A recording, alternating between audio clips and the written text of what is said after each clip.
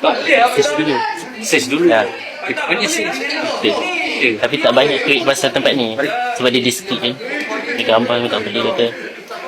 Awak apa? Student ke? Student. Kat mana? Betul. So selalu datang hari Minggu je lah? Ke hari-hari? Tak ada, saya datang second time. Oh ni second time. First time boleh? 2 minggu lepas. 2 minggu lepas. 2 minggu lepas tu Pergi seorang-seorang. pergi seseorang. Berapa lama awak spend masa dekat dalam ni?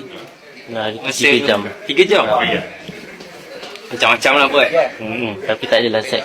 Saya tak bagi orang set. Sebab diorang tak ada protection dan saya tak bagi.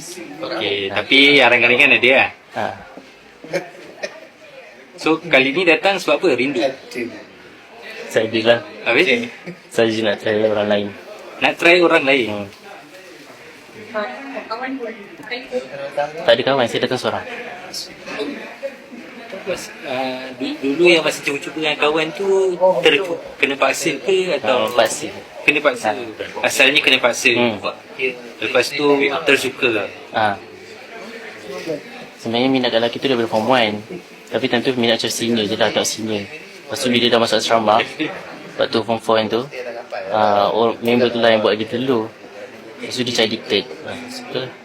Oh, addicted benda ni.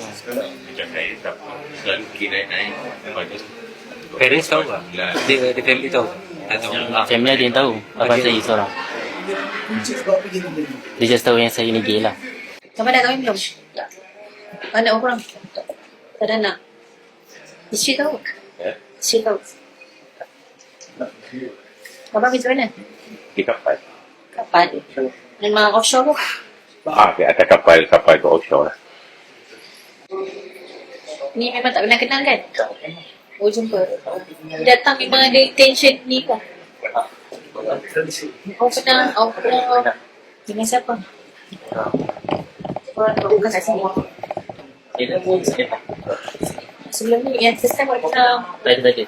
Saya tak tahu tu lagi bagaimana. Beberapa kali lah. Ada orang gitu. jumpa awak search kan? Ada member awak ada masuk jauh mana-mana?